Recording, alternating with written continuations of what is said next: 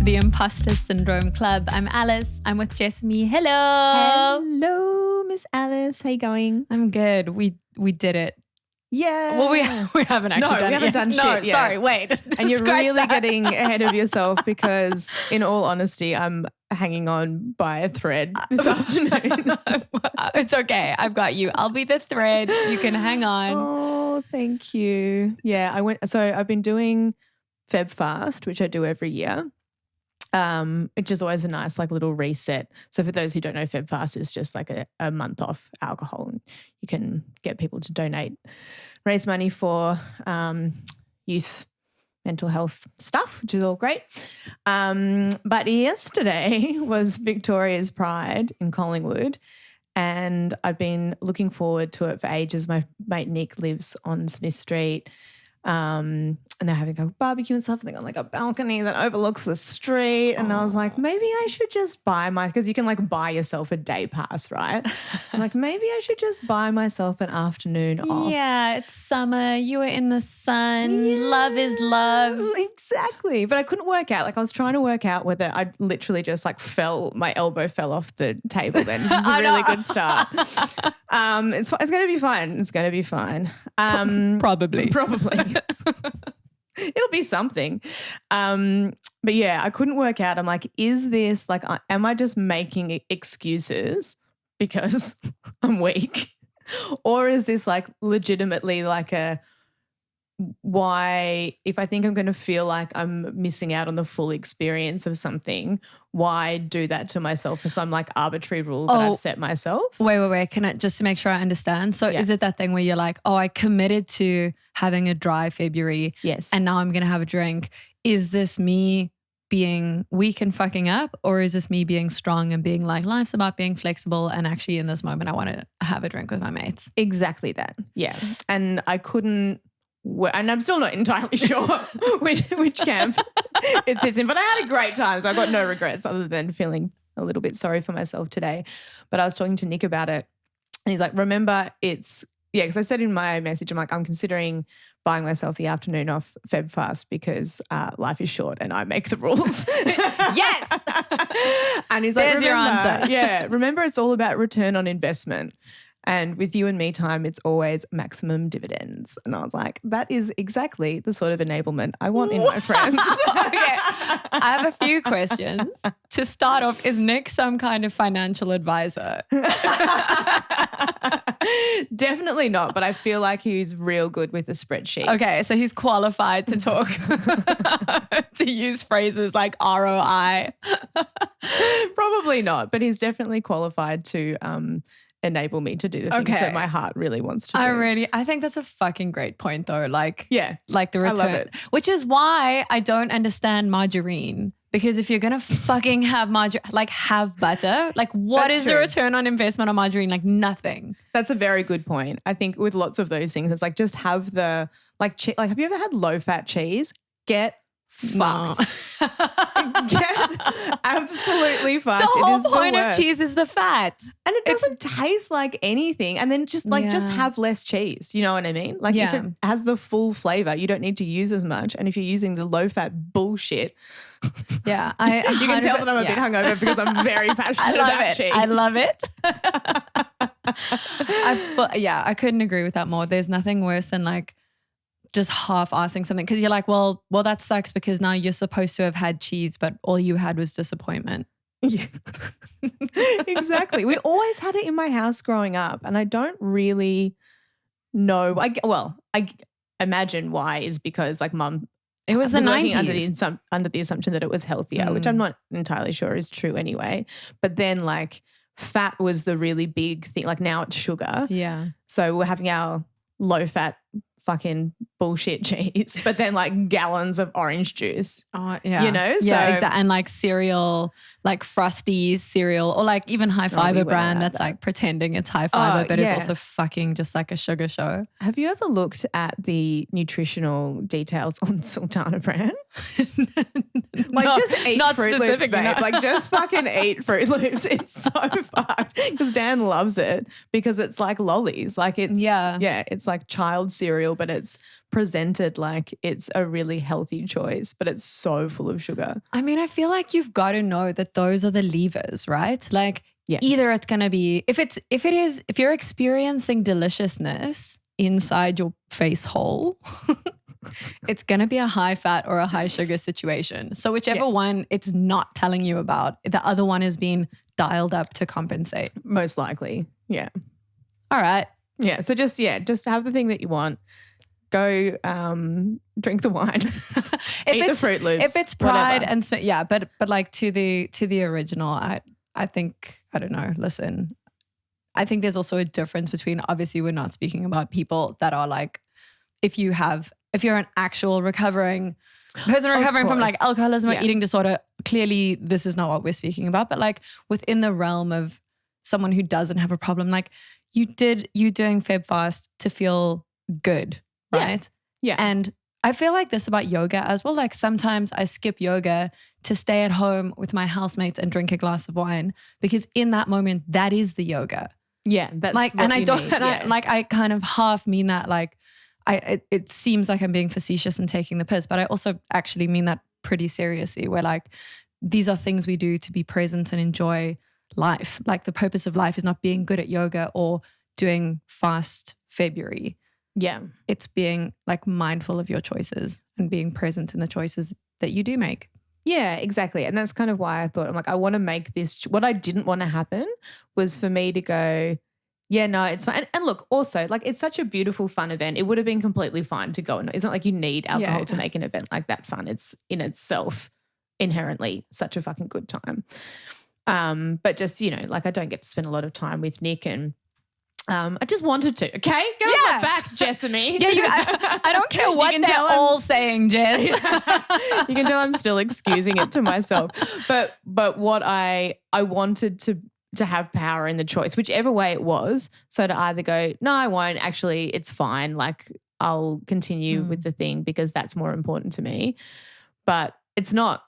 Yeah, like, it's not particularly like, it's just a thing that I do every year because it makes me feel good. It's not like a massive deal. But anyway, what I didn't want to happen was to get there and decide in the moment. 100%. And then I would have felt bad about it. But the fact that I was like, no, I'm going to make this decision. But part of the decision as well is like, I will allow myself to. But if I get there and I'm like, actually, I don't need to have a wine, this is fine, then I always have the choice not to as well. I just didn't want it to happen the other way around. Yeah, I know exactly. Like, I think there's nothing worse than those choices where it's like you going back on something in the moment for the wrong reasons, and then you just feel disappointed in yourself, versus like, same as if you're going to an amazing restaurant and you kind of just like, I'm 100% going to fucking eat every delicious thing on this menu because I'm here and this is happening and I'm going to love it, instead of, oh, I can't, like, when people like also moralize around stuff like that, it's like, oh, I'm being naughty, I'm having like, and I'm like, no,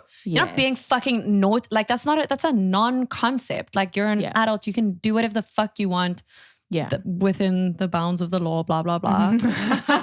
Small print, but like, enjoy the thing. Yeah, exactly. A friend of mine's really good with that around food. She's always like food do not have morals attached to them. Like, a donut is great.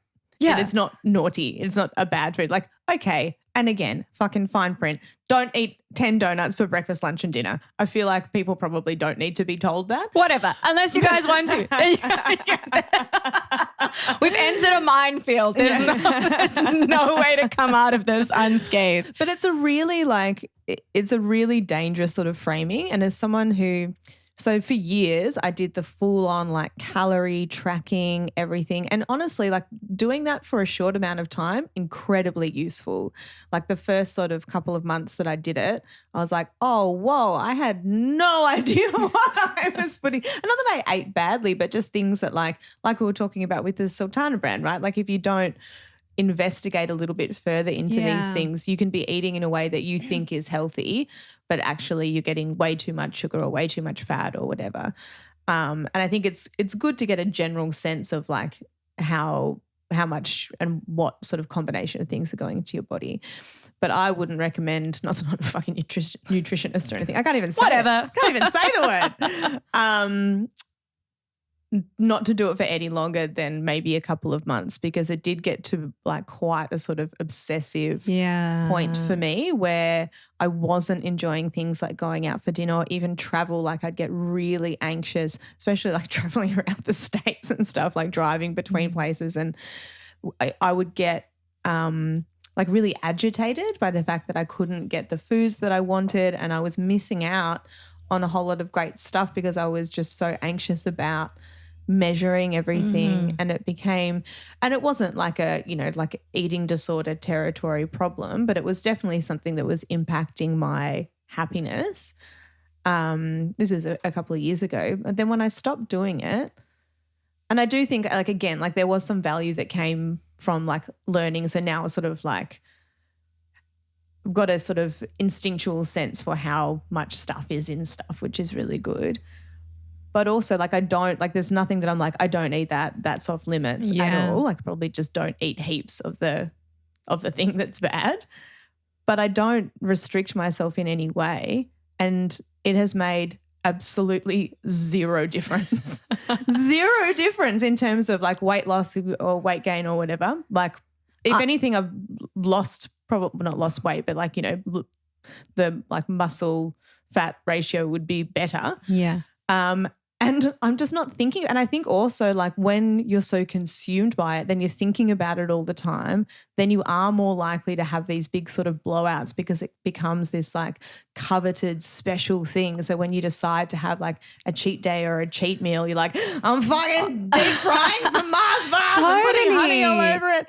But take that away, like moral lens away from it, and it's all just food, and sometimes you'll eat stuff that's super healthy and sometimes you won't, and it's all just kind of fine. It actually takes away that like, oh, I'm being naughty, I'm going to do this thing. And it's just been fine. Well, also I think that so much of it is us getting separated from the feedback loop from our own body. And it's like you stop being, if you're in a cycle of restriction or over controlling, or like what they call orthorexia, so like hyper control over food stuff, like you're essentially you're so busy managing this thing and ignoring any signals from your body around like hunger or satiety or anything, that of course that's gonna kind of, the pendulum swings the other way and turns into binging, because your body just literally is like the telephone line between your stomach and your brain has been so severed over the years. And I think that so many women, especially growing up in the 90s, where it was like, oh my God, you know, you had to look like Jennifer Aniston, or basically that was like the metric for beauty. Do you know what I'm so sad about? All of the years that I missed out on eating bread. Bread is so good. I'm making up for lost time now, don't worry. But fuck, like that was such, like carbs being evil was such a massive thing, particularly for women, that I just like didn't eat all of this awesome stuff for ages. And what a waste of time. Also the flip side of that though, so as someone who like this is a very controversial opinion, but I just like don't give a fuck about bread and I don't see the point.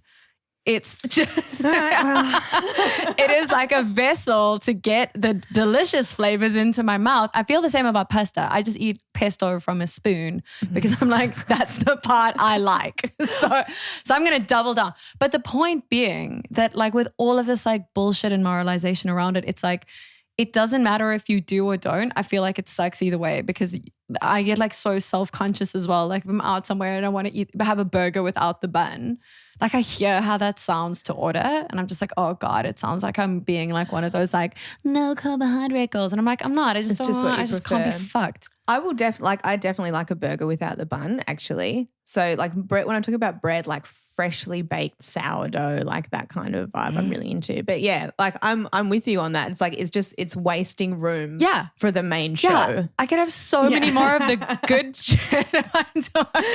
I'm like, it's like a cheese sandwich, but replace both slices of bread with the cheese. Just with more cheese. Congratulations. Dan would get really annoyed with me because I would just eat the topping off pizza.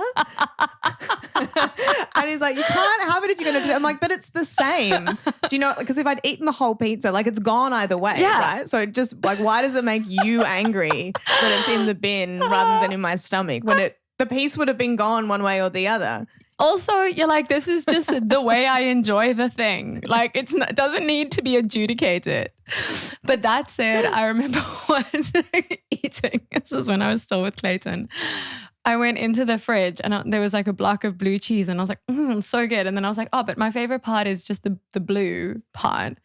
And I extracted all of the blue out of the blue cheese.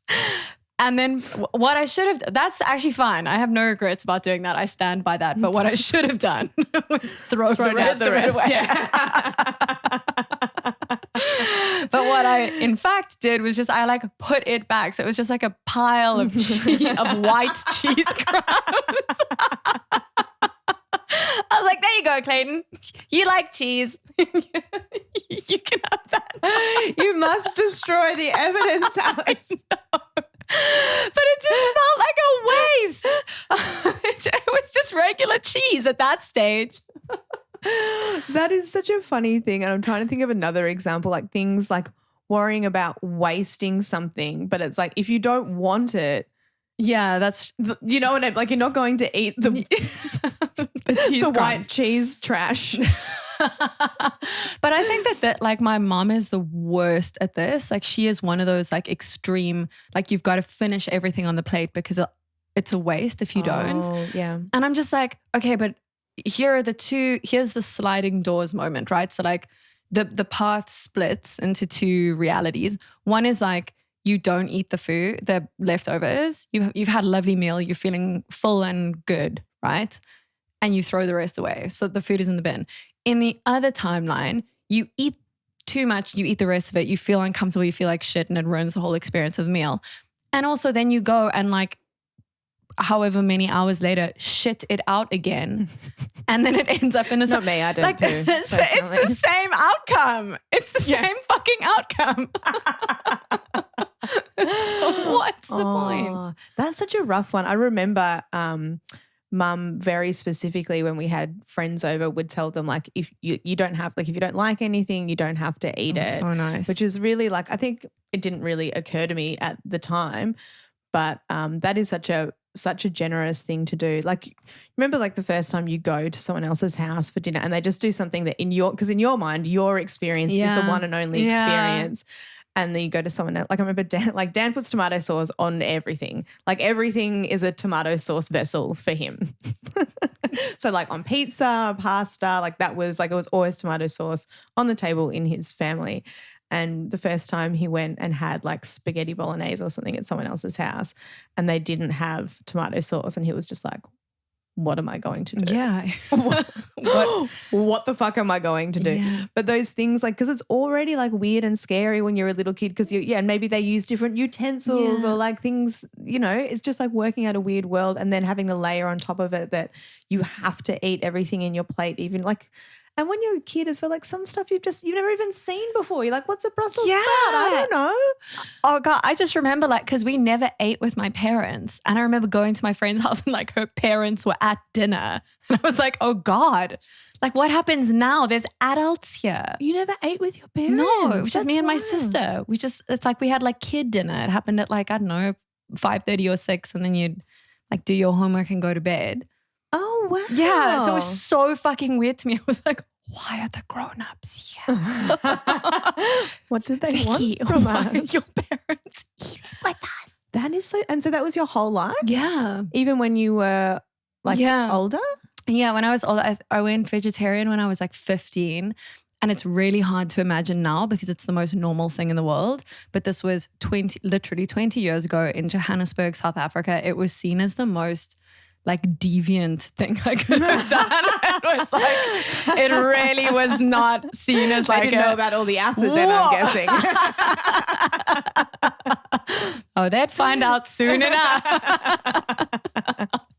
But yeah, so it was just like, so from being kids, it was just like our food was just separate kid food and my sister and I would have that separately. And then by the time I was kind of old enough to make it myself, I was veg, and they were like, right, well, that's fair enough. Like if you've chosen this, then you make it and it's yours and you deal with it. So kind of just, we never ate as a family. And that would be the one, to be fair, my mum actually said that the other day when my sister had a baby. She was like, that would be, if she could go back and change one thing, she regrets not having family meal times. Yeah. Wow. That's so interesting. Would you always eat as a family together? I'm just trying to think. Like I think my memory is very untrustworthy.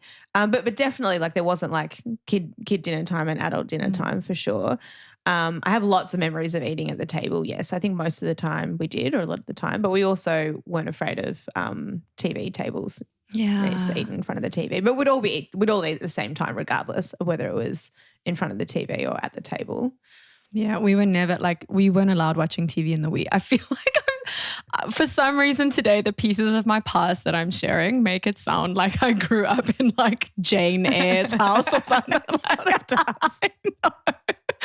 It was a very like chill suburban middle class home, but like there were some weird peculiarities, and these are some of them. But like we weren't allowed watching TV during the week, so there was never food allowed in the TV room. So we never did the TV dinner thing, which now as an adult is amazing because I do it all the fucking time and it's the best, and it still makes me feel like it's holidays. Do you know what I do because I travel a bit for work, and sometimes you'll be put in a room that's got 2 beds. I love where this is going. Do you have a dinner bed? Yes, I have an eating bed and a sleeping bed, and I figure that's what they're there for, are they not? I'm pretty sure that's what they're there for. The one with plastic covers and like a gutter. A trough. I do. Yeah. I got like a whole. This is so embarrassing. I put a towel down, all right, to catch all of my grossness, and then I'll put on usually some sort of like horrifying trash that's on like the TLC channel or whatever, some sort of wonderful reality TV. Or Neighbours, because we don't have free to air TV. We don't have an antenna connected here, so we don't ever watch just like regular TV. Oh, wait. So, sorry, here. I thought we were still at this hotel room that you do. No, that's what I mean. Okay. Because at home. Oh, I see. Okay. If I had an eating bed here, I would 100% do that here. 100%. I'm going to put that on my wish list for Christmas. If I had an eating bed. I mean, any bed can be an eating bed if you try hard enough. But no, because we don't have the antenna connected here at home, sans eating bed. When I'm at a hotel, it feels quite fun to watch TV. So even just like watching Neighbours or whatever, I find quite fun. And so I'll lay my little towel down, usually order my room service, which also the novelty for that has never worn off for me. Even after like a good decade of traveling for work and staying in hotels quite a lot. Travel for work, the novelty of that has not worn off for me either. Like sometimes it will be exhausting, but I'm like, anytime I'm on a plane, I'm like, this is so fucking cool. Yeah. What a baller I am. Yeah. I love it. And then room service, love it. I just love it. It's so fun to me. So I put my little towel down, get my little room service tray, lie on my stomach, which is very uncomfortable to try and eat in that position, but I'll take the discomfort for the fun. I usually end up with a sore neck, but a full tummy. Yeah, I love this. I love those little rituals that it signals to you that there are no grown-ups, and it's just the best. Totally. Yeah. Yeah, 100%. I love it. Oh, yeah, room service. I love a solo hotel stay. I really do. It's fun. But I've also noticed this with with solo hotel stays, because I also travel for work a fair amount, not so much recently, but a fair amount, and like I love it, but also I catch myself taking photos of stuff to send to people. And I'm so aware of, I'm like, oh, how much of this experience am I enjoying, or how much am I enjoying, but still through the lens of sharing that with other people? It can be both. I mean, it can be both. Yeah. I mean, isn't that a lot of stuff though? Like, you know what I mean? Like even people taking photos of their food or nights out or holidays or whatever. Like, you'll see the gorgeous photos of someone at, I don't know, the Eiffel Tower or whatever, but they don't see the like 2.5-hour wait beforehand and the fight they had with their partner in the line because one of them wanted to do it and the other one didn't. You know what I mean? Like we're all picking and choosing like the glowiest, shiniest parts and looking at things probably more so than any other time in life through the lens of like what is like capturable and shareable in this moment. Yeah, I think I'm thinking of like, I don't know if this point is going to make sense, but like that there's a degree of literacy around those images as well that I think more and more as people of different generations read those images differently, and because we're part of a generation that have learned to not only to take photographs but to share them, that the share it, because we take that for granted, but that wasn't always the deal. Like the taking of the photo was not always linked to the sharing of the photo when it was like a tangible print, right? Like you made a photograph, you could share it and show it, but like not, it wasn't the same gesture the way that it is now. It's like the same act almost now. Yeah, that's really interesting because you would, in the sense that like people would have slide nights, you know, they get back from holidays and have their friends over and do the slide thing, but it's different in the sense that now it's like, obviously it's much more instant, but it's also like instant like validation, you know, like posting something and then someone liking it or commenting on it and you being like, yes, I am a fancy lady in a hotel. But I think it comes with a layer now, and a layer of us being aware of how constructed they are. In that way of like, now you go on holiday and like I'll take photos of people taking photos of each other because it's just really funny. Do you know what I mean? Very meta. It's always like just like two kind of like youngish girls and like they're taking turns to kind of like walk past and make sure that it's like the one leg is longer than the other one out front. Like there's such a specific visual language of those photos. And it's just weird to me because I'm like, but everyone knows you're doing it. And I always think I'm so curious and like in their mind, what are they sharing? Like, that's a really good question. Because presumably, okay, this is such a random side link and these are all just half thoughts. But like, so the other day I see on my Instagram feed, there's like this photo taken of this like amazing, almost like a tree house, but all the walls are glass. And it's this bed that's in this glass room in this tree house forest kind of overlooking a cliff. So beautiful, right? So you're like, oh my God, you could sleep in this place and it's just magical. And there's like, you know, it's all like wooden inside and fairy lights and the whole thing. So I'm like, this is fucking amazing. And I was looking through the feed of the, whatever the place that it shared, it was kind of just like an architecture feed. So that was the context and that image looked beautiful. So in my mind, I'm like, wow, that would be so expensive. But like, wouldn't it be cool to stay in a place like that? So I follow the link to that place and see its page, and it's also just beautifully curated, this very kind of like nature porn, hashtag wanderlust, like you're in the forest and it's like design but nature and all of these things, like amazing. And then I went onto the other side where it's like where it's not the images they've uploaded, it's images that people have tagged of the place. Oh, yeah. And it was like an actual portal to it was the hell mouth. It was like the worst fucking thing you've ever, like the worst thing, because you suddenly realize that this place is so beautiful that it is now just a full-time Instagram backdrop. That any people that book that place to stay are just like the fucking worst. And it is like people making partners take photos of them, looking at like so cringy, so gross. I know I'm being a judgy asshole, but whatever, they can judge me back. I don't care. We're all allowed to have opinions. It just like, I was like, this beautiful thing is not at all what you see. And I was like, whoa, I fell for the trick too though, right? Like I fell for the pictures. I was like, I want that life that I can project all of these values into. And you're like, no, it's just this constructed thing. Yeah. That is the thing that you forget about all of that stuff, even like, you know, like tourist attractions and landmarks and stuff about like all the other people. But I don't mind sharing it with regular people. I don't even want to say the word influencer, but it's that. And it's just so cringe. Yeah. Regular people, fine. I'm like, oh, I guess, crowds suck, but I'm one of the crowd. I accept that. The crowd is fine. You know what's funny about, like you were talking about before with the like seeing people take photos of each other and the like particular pose that you do? I feel like not even that long ago, like maybe 10, 15 years ago, like that would be like a shameful thing. Like people would be embarrassed if they were caught doing that.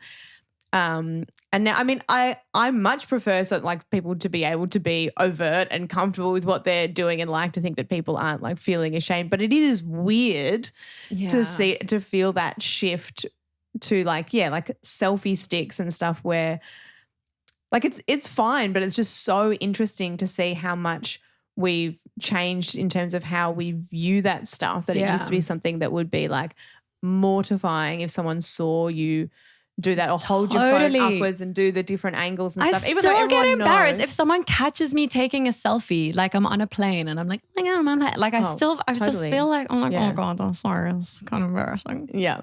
Yeah, 100%. I would still feel really awkward about it. So I guess I'm in two minds about it. Like I think anything where people are feeling more free to do whatever it is that they want, all points to them. That's only ever a good thing.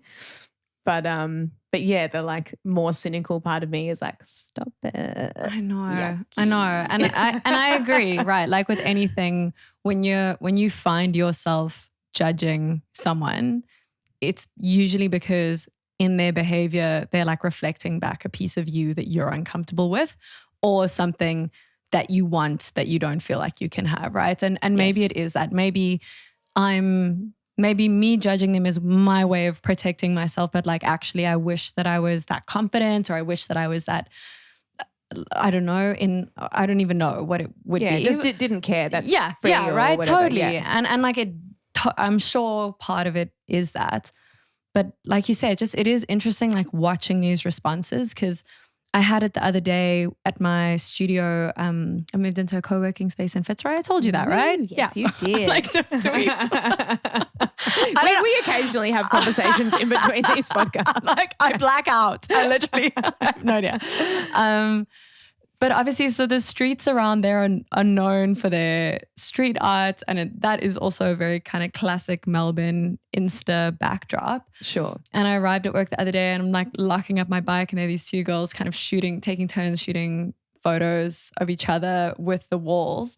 And I found that I was doing this thing where I was like looking away from them because I didn't want to make them feel awkward. Because still in my mind, it's like embarrassing to do that. You've busted them. You've caught them doing something I was kind of like, oh, that's cute that they're doing that. I don't want them to feel like silly and self-conscious, because like I know how I feel if it's like you ask your friend to shoot a new photo of you for LinkedIn or whatever, and you're like, oh, I don't know, I feel weird. Oh my God. I'm trying to look casual but also hot. It's hard. I 100% heard that as nude photo. And I was like, that's fine. Then he said for LinkedIn. I'm like, for LinkedIn? What is your job? Yes, I will recommend you. I've been endorsed. Did I say nude? Like profile? You said new. You know, like when you put pictures of your tits on LinkedIn, but you need your friend to shoot nice ones. Is this where the sudden uptick in your work has come from? That is what's paying for my jacuzzi. Yes. It's not. I don't think my nudes. I'm like, that's the disappointing part, is I just don't think that's a viable business. Listeners, anyway, write in. How much would you pay for photos of Alice's tits? And it is contractually binding. These are not hypothetical offers. I will take your money. But yeah, anyway, all of that to say, just like that feeling of feeling awkward in front of a camera. And I was noticing, like, I was averting my eyes to give them space to do their slightly cringy photo shoot. And then I was like, fucking joke's on me. Like, they're not finding this cringy at all. They're just like, oh, this is what traveling is. You like go from backdrop to backdrop and shoot photos of each other at places. And it's like you just collect them all. And then you throw them into the internet and everyone's just throwing fucking more shit into the internet and then until we all die. I have a real aversion to taking photos while on holidays, which is so Dan is sort of up one end of the scale because he has an interest in photography and stuff as well. And he likes taking photos and videos and stuff, and he sees something that looks like it would be a nice shot, which is fine. But when it gets in the way of me just like going about my day, I'm like, no. And also you don't always want to have a photo taken of you. You know what I mean? You're just not always in the mood to be the subject of a photo. Like today, for example, would not be my favorite day to have a camera pointed at me, but here we are. Slap some lipstick on and hope for the best. But then also the other side of that is if I had it my way, we never took any photos, I would hate that too because we'd never have any evidence of anything. Like my dad, God bless him, used to insist on taking photos of us like as we were leaving the house. So I'd be going like, say I was going to go meet some friends for coffee. It's like as a teenager? Yeah. Oh, cute. And there must be like some of the only photos of me as a teenager is because Dad insisted on doing this. But it was so like imagine, just imagine being a teenager firstly. So everything your parents I'm already do is embarrassed. Annoying. Yeah. Right.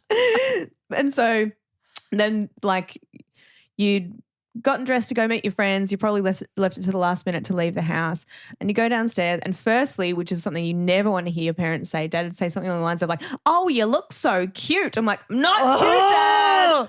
I'm not cute. I'm a fucking badass. I'm a babe, Dad. I'm amazing. So that's like instantly I'm a annoying. sexy slut, Dad. That is definitely more what I was going for sure. They're like, oh, hang on, just let me get a really quick 2 minutes. Let me just get a photo of you, Jessa. But then because he is also a photographer, like not a professional photographer, but had a keen interest in it his whole life. It's not like I'm just going to grab the camera and take a photo of you. It's like, I'll come and stand here. Oh, hang on, let me just change the angle. Got to get the light on the right thing. And you're just like, Dad, I have to go. I hate this. So there must be so many photos of me looking like so pissed Which off. is perfect, which actually is just the moment. Exactly. Yeah. Just your eyes rolling back in your head so much it looks like you're possessed.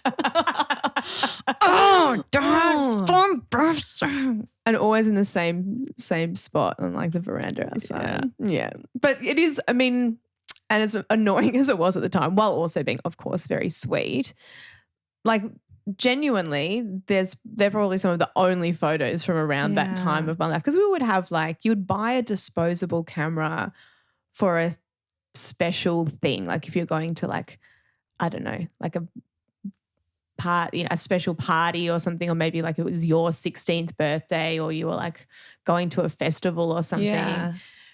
But there's probably, like maybe 5 or 6 rolls of film that I took between the ages of 13 and 20, Other than that, like there wasn't that much evidence, thank fucking God, of those years. So it is good to have them, but then it's like, how do you, like going back to the holiday and getting the balance between Dan always wanting to take photos and me never wanting to take them, like finding the right balance where it doesn't become disruptive to your good time and being present in the moment, but also realizing that it actually is really nice to have those things. I feel like I love, again, obviously it's moment dependent, but something I loved about going on holiday last year, and it also, excuse me, also I think it's different. I'm in a new relationship, it's also like a different moment in time with someone, but just like how amazing it felt. Like Tom is very, like his camera is out always, taking photos of stuff always. And as much as I get super weird and self-conscious and like the faces, I have to believe that my photo face and my real face are not the same face. Like I have to believe that, or there's just no way for me to get through the day. But it's so not like having this person take photos of me doing stuff. Because I remember when I was setting up my Hinge profile at the end of my marriage, this feeling of being completely fucked, because I was like, there are no photos of me that were more than like 3 years recent, because I'd been in a long-term relationship with someone who was not taking any fucking photos of me because you know, we weren't in the kind of space that, you know, that he obviously wasn't looking at me and feeling particularly inspired. But it's true, right? Yeah. And that was for a while. And then lockdown was after that. So that was the only person I was around. And that person was not seeing anything worth photographing. Also, to be fair, in lockdown, like for me, it would have just been like a tear-stained face and a wine-stained shirt. I did not need any photos from that time. But it was a crazy moment because I was like, oh God, I've got to upload this profile. And everyone is so, I think women especially have had the fear struck into them of like, my God, best you not be a catfish. Make sure your photos aren't misleading. All this shits were like, oh God, okay. Have to look hot, but not too hot. Like best version of self, but not whatever. So it was like all of those things. You're looking for these pictures. And I was like, well, there's nothing more recent. At which point now I'm like, well, fuck, now I am that woman. Now I'm the 35-year-old putting photos of myself at 30, not on purpose. They just weren't any other ones. A likely story. So all of that to say that even though I'm the most awkward person to take photos of, like I fucking loved being on holiday with someone who was like, I'd be walking down the stairs and like I'd look and there's like someone taking a photo of me walking down the stairs. And I was like, what? Is this like a moment worth recording? Like suddenly your life feels really like nice. it's something that someone's like noticing, I suppose. Wow. That's a really nice way of framing it. I actually wouldn't mind that so much if it was just like I was going about my business and photos were being taken is fine. It's the like pausing things to like, it's very dad vibes. Like, hang on, let's just. Jessamy, stand in front of the toilet. Stop. Hold up your passport.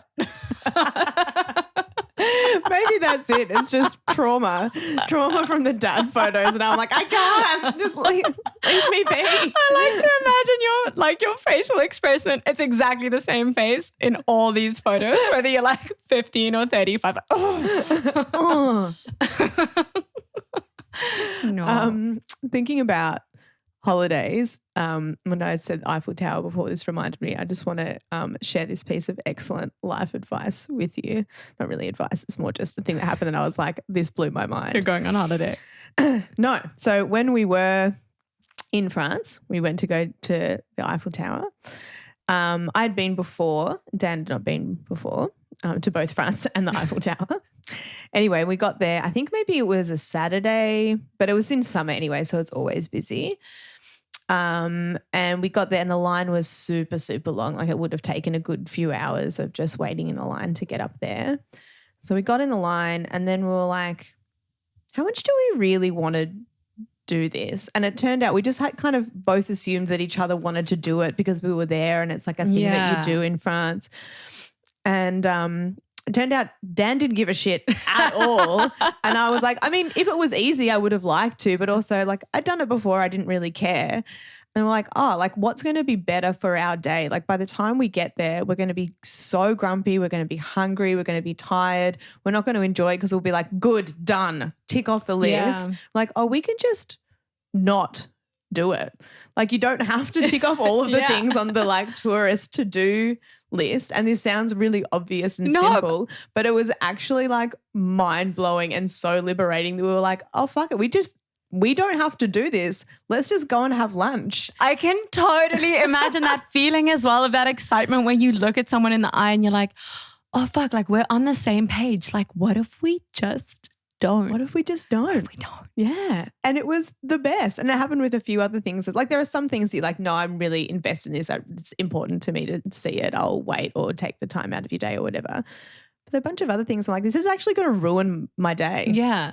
I hate waiting. I'm very impatient. Yeah. I think with that stuff, it's like, it's hard knowing when you get to, well, I mean, you get to do whatever the fuck you want as per the original discussion, but also there's always part of me that's like, oh God, but like there have been so many times that I've begrudgingly been dragged to something and it has been amazing.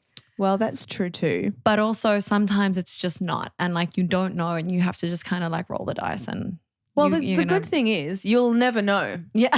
You know what I mean? Like if you don't go and you go and have an awesome lunch and you have a great day anyway, you're actually never going to know whether your trip to the top of the Eiffel Tower is going to be life-changing or not. And so sometimes the thing that you don't have, like what's that poem about? Oh God, I had an English teacher in high school who referenced this poem that I've like lost all actual attribution for. And I'm sure I've probably mentioned this before to you, but the flowers, it's a poem where she's speaking about the flowers that someone didn't buy her. And it's kind of obviously riffing off the idea of like someone who'd kept promising things and not delivered on those promises.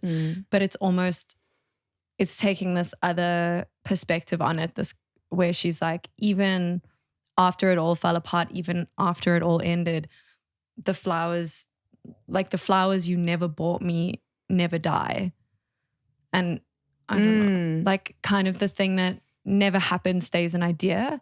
And obviously that's not a way to live all the time. But I do think that there's something in that idea of like sometimes the things that you don't do get to remain like a thing in a different way. Like they get to remain imaginary and that can be good or bad.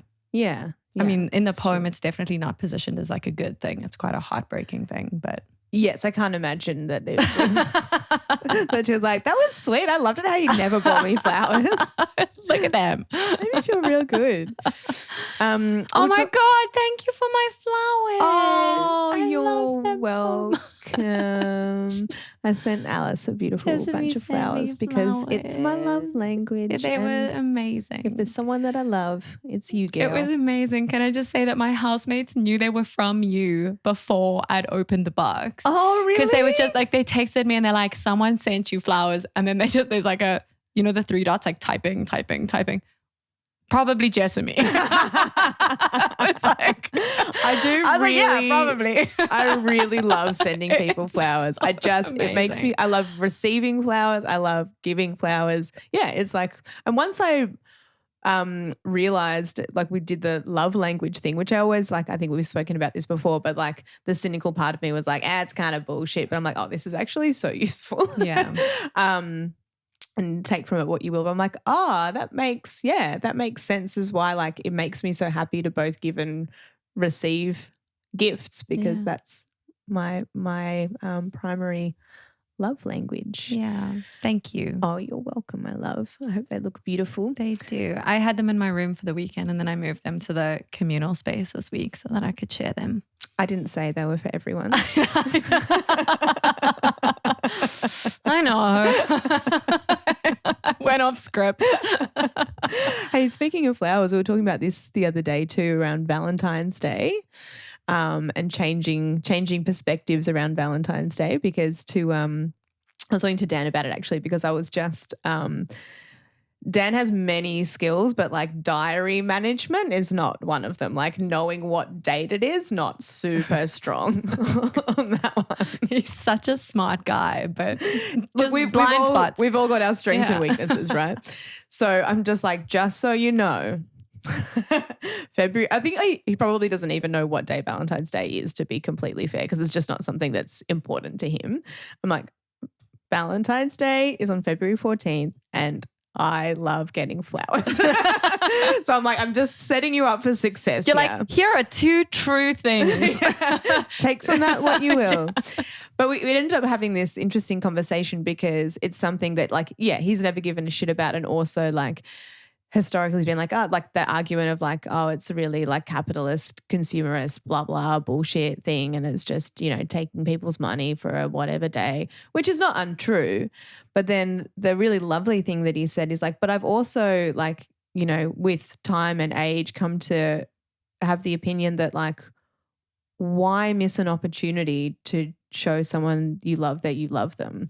And like, yes, you can say that it's gross and whatever and all those sorts of things. But at the end of the day, like why? Because of some like kind of adolescent view that it's like all about like the man and, you know, that the man's trying to fucking keep us down by making us tell each other we love each other. You know what I mean? I totally, like I have so many mixed feelings on Valentine's Day because the thing to remember is like all of these things can be true at the same time. And I feel like people keep trying to make you fucking pick a side. You're like, either you have to buy into Valentine's Day fully, or you have to rebel against Valentine's Day 100% and be like, fucking corporations, capitalism. I'm like, hey, guess what? Like, FYI, capitalism has you in its death grip every fucking day. Yeah. Like, guess what? Yeah. We're in it. Yeah. I'm like, oh no, you're like paying money for shit and participating in this all the time.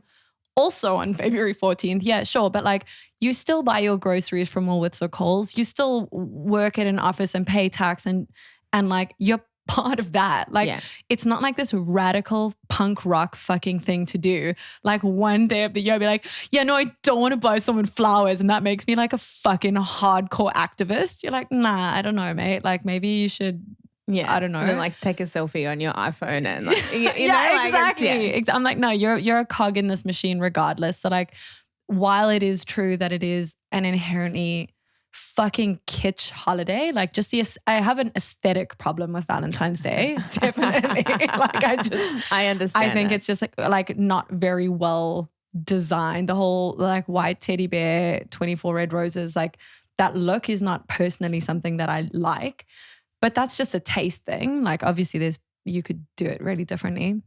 And that's like one side of it. But then I agree. The other side of it is like, as someone who was a weird looking teenager who did not get a lot of Valentines and watched other people get a lot of that. Like did you do roses at school?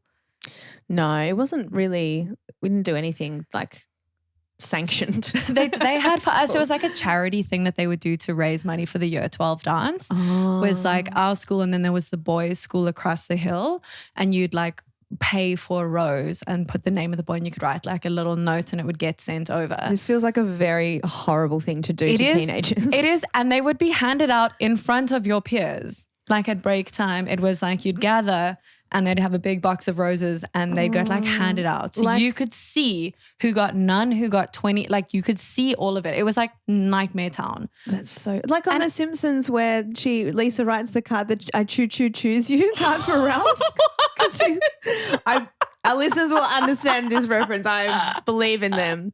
It's because they have but it's cards, not roses. And everyone's got like a little like letterbox thing on their desk, and the same thing that you write each other Valentine's cards, and everyone's like opening their thing and seeing all their Valentines, and Ralph Wiggum doesn't get one. So Lisa writes him one on a card that says, with a train on it that says, I choose you. And then he thinks that they're in love, and then she breaks his heart, and it's a whole thing. But anyways, sorry. Wow. Yes. That's the most perfect writing I've ever But yeah, like as someone who was not like didn't have a boyfriend and was not on the receiving end of that, it's like there is still some small part of me as like a fully fucking grown adult that is like, I just want a boy to like give me a cute card. Like it doesn't even have to be flat, like, you know, or girl, actually anyone, listeners, strangers. Too bad you already got your flowers this week. Basically Jessamy's got me covered. But yeah, like there is definitely like part of that where it doesn't have to be tacky, but I agree. There's like, why would you not take an opportunity to say a nice thing to someone that you love? And that fucking like, but every day of the year is Valentine's Day. I'm like, if that person is buying you flowers every day of the year, sure. But that tends to be things that like that sentence is always a sentence you hear when it's not the case. Yeah, that's true. That's true. And and it's a thing of like, why, just why not? Like if you know it's going to make the other person smile, there's really no harm in it. It's not going to hurt you. And also you don't even have to buy anything. That was exactly what I was going to say. You don't have to buy into the capitalist part of it. I think that's the perfect compromise. Is like you don't spend money on it, but you are free to spend whatever effort you want, writing the person a note or a card or like, you know. I mean, that's it. I took a photo of the in Woolworths. They've got like a big bin full of little teddy bears with like fluffy hearts that say I love you. And I just sent that to Tom today, and I was like, we're not doing this.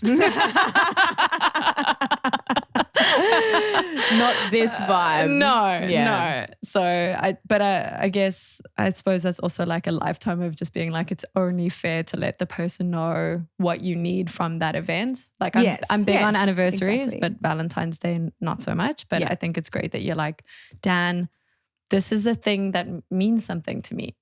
Well, Valentine's Day doesn't. I just love getting flowers, and this is an excuse to get some flowers. Yeah. That's really it. I'm just remembering, like, talking about like high school, Valentine's Days in high school. My boyfriend, Kevin, I was going to say his full name, I probably shouldn't. And his name was Kevin. First person that I ever said I love you to, or ever said I love you to me. I thought it was probably like a few months. It was like very serious at the age of 14. Like, you know. That is coming across. Yeah. Very serious. But for Valentine's Day, he bought me a single red rose and a packet of cigarettes. But they were Dunhill Blues, which were the fancy ones. Kevin, you Casanova. Kevin, you sweetie pie. But it was actually like an awesome gift when you're a kid, and it's not necessarily easy to buy cigarettes. Yeah. Actually, it was super easy. I don't know what I'm talking about. The milk bar down the road did not give a fuck. But I think it's got the exact amount of aspirational edginess that you appreciate as a teenager. You're like, he thinks I'm a badass. Maybe. Yeah. Anyway, good for you, Kevin. I drew. I can actually show you. I drew Tom a little picture for Valentine's Day of our first date. Are we allowed to share this publicly? No, I just want to talk about it on this. It doesn't really make for great audio, Alice. No, it's happened. That's us sitting on our first date. That's a very beautiful illustration for people listening. Yeah, describe You'll never know it, what it is. Tell the people. It's Alice on her knees.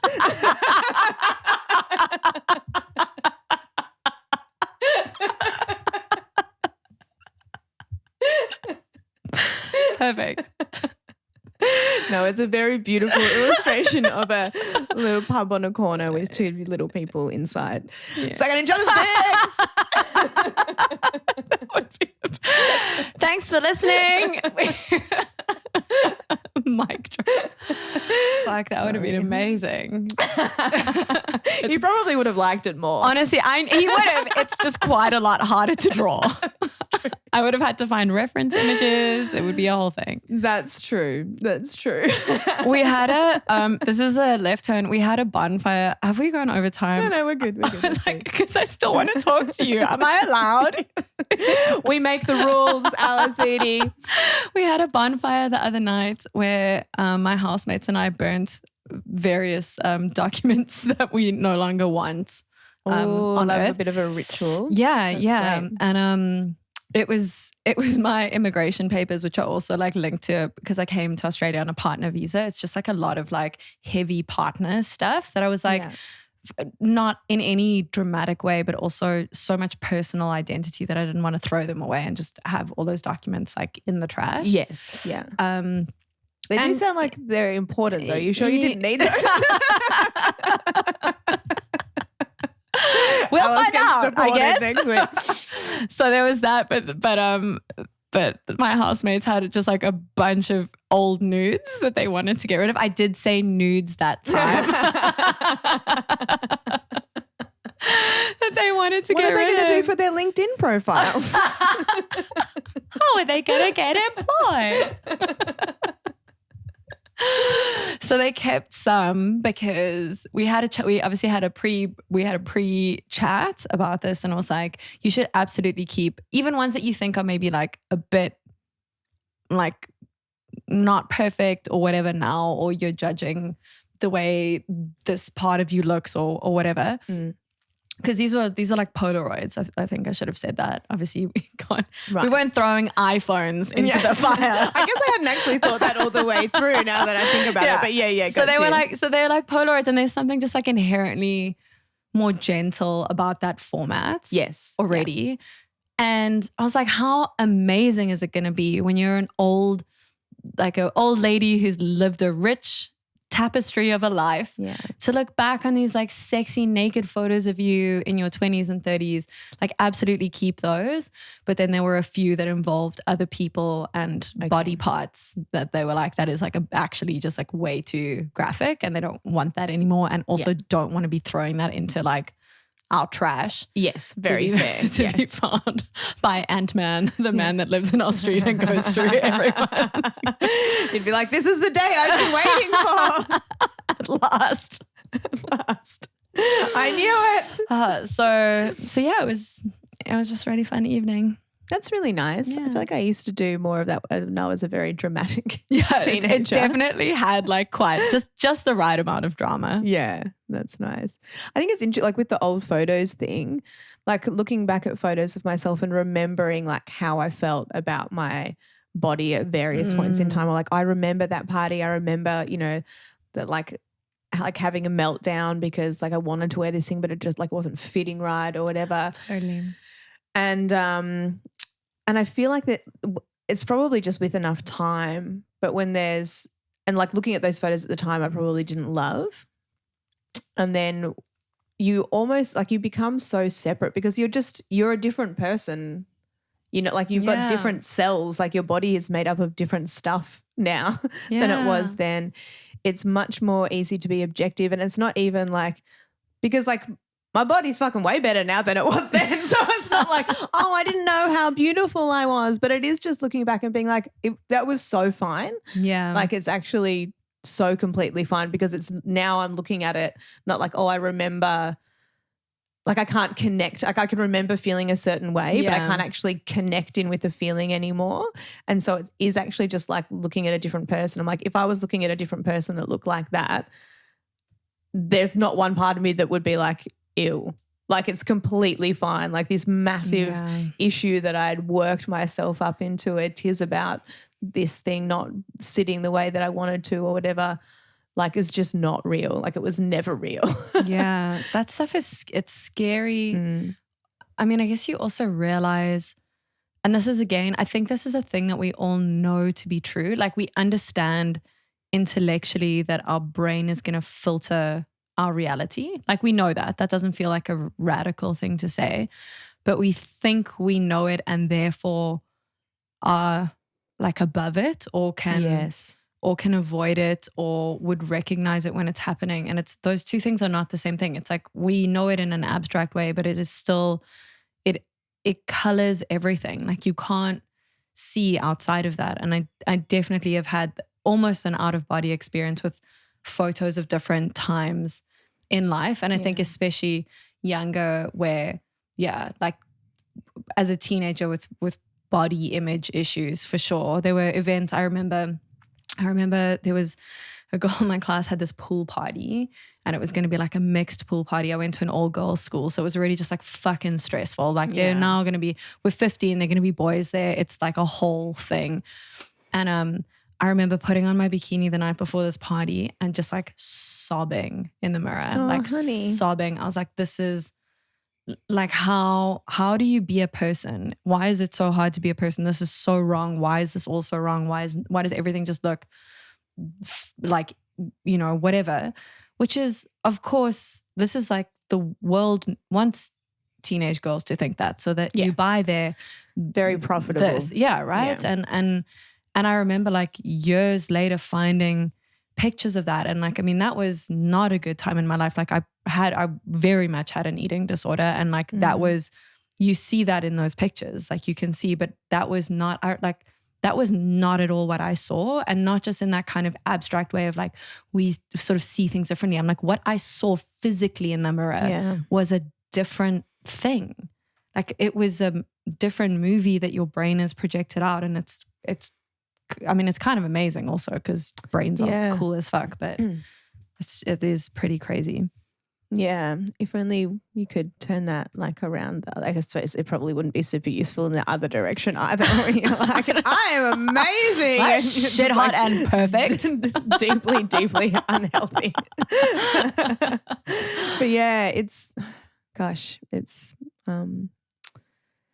It's fascinating the things that our brains do. I'm sorry, that's such a rough experience. Oh no, I like poor baby Alice. Oh no, but thank you for saying that. It like what I think it is so much more normal and shared. And I mean, I have no idea what it's like now. I'm sure there's just different things breaking hearts differently, but like this stuff I think haunts certainly our generation of women and some men. But I would say more so women, and it's still there. You find ways to navigate it, but I think it's almost impossible to find like an adult woman in the kind of so-called Western world that doesn't have a really complex relationship to food, their body, the feedback loop of like how your body feels and how you nourish it and how you feel safe and how you are embodied and take up space. And well, this is a bit of a bummer to end on, isn't it? We're gonna get pizza. So we had an out. We had an out on a high, and we just brought it right back down to fucking. It's fine, but you're right. We are about to have pizza, and I'm very excited about that. Tell the people what we're gonna do. So it came to my attention.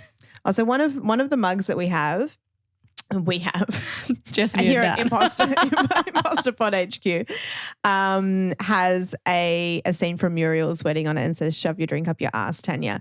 And Alice was looking at it. She's like, "I have got no idea what this is from." I'm like, "From Muriel's wedding." And then she's like, "I don't know what that is." I'm like, "You've never seen Muriel's wedding?" I'm like, "Well, you I don't know how that you've gotten your permanent residency." I'm pretty sure it's on the test. So I'm so excited. So we're going to have a little pizza and movie night and watch Muriel's wedding and eat pizza. And I'll report back. I'm very excited. I hope you love it. Do you think it's aged well? I'm worried that this is going to be like, I'm going to be honest. I'm worried that you love it so much and I'm going to watch it and it's like. That is possible. Fine. That does happen with things in life. But I think you'll love it. It's like a very specific flavor of like Australian film and Australian humor. But I think you'll be into it. Based on the quote, "Shove it up your ass, Tanya." Shove your drink up your ass. Shove your drink up your ass. I mean, Tanya. that's promising. Yeah. Yeah. Toni Collette, Rachel Griffiths, you can't go wrong. I think you'll enjoy it, but we'll find out. I'd like you to write a review, please. 200 words on Muriel's wedding. Oh, hey, subscribe to the newsletter. I did it. Just say, you can put it in the newsletter. All right. Well, tune in for Alice's Muriel's wedding review.